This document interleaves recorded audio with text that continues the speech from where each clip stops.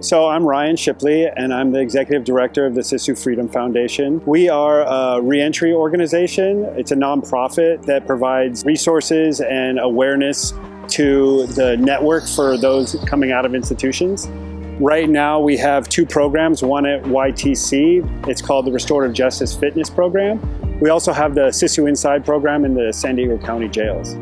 Those both offer versions of restorative justice. The Restorative Justice Fitness Program at YTC was originally designed to combat the negative stigma of mandatory workouts for purposes of training warriors or soldiers in the carceral system. Now, the restorative component of that is to change that to more pro-social behaviors and self-care routines, something they can really rely on when they re-enter their community to help them build their self-worth and self-confidence coming out of the system. It's going to be hard enough as it is to overcome the obstacles that probation puts in place for them. And the lived experience aspect of the facilitators is more to build trust and to form that connection and relationship.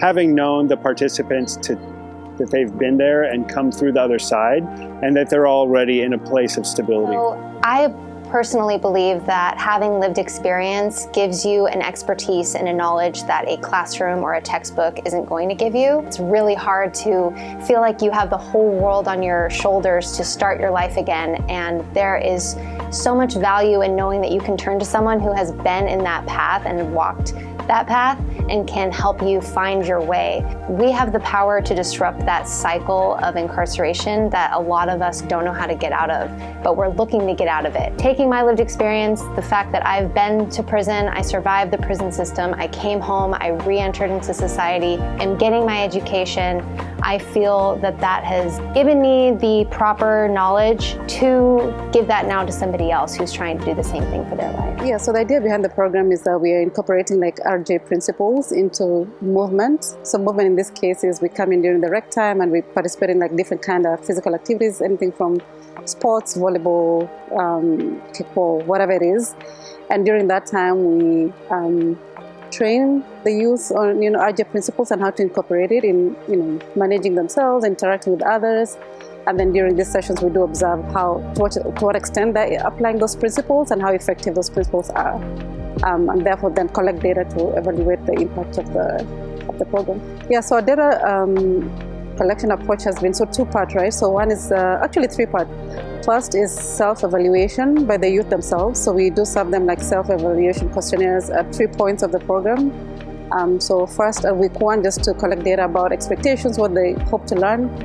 And then midway, 4 weeks in, we collect data on their experience so far and any ideas on how we can improve the program. And then we intend to collect one more at the end of the program just to see like overall what the experience has been. So that's one, like, so very straightforward, very easy, light questionnaire.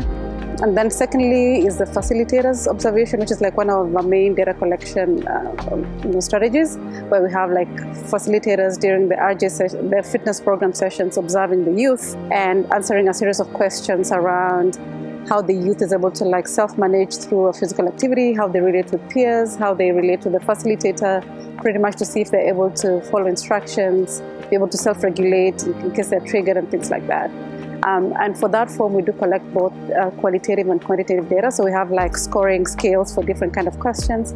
All that is digitized, and then we're going to observe like patterns at an individual level and also as a group level, as a unit. We use self-assessments and behavioral observations from facilitators to compare to a baseline data set of a unit next door of similar length and age groups to see if there's a severity and frequency reduction in rule violations. And that way we can prove that the program we offer is effective, and we can start getting more funding to expand to other institutions.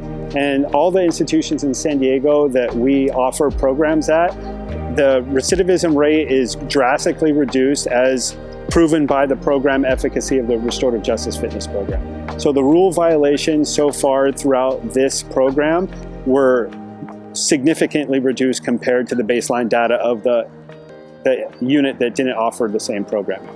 And the more data that we can show, the more education that we have with folks that are having the ability to analyze that data and publish the results of the case study to create more awareness, the more we can expand to other units, other institutions, and the community will be a safer place because the recidivism rate will be that much lower. Most of the pro-social behaviors that come from this program are the same kind of pro-social behaviors that lead to long-term sustainable success when they re-enter their community.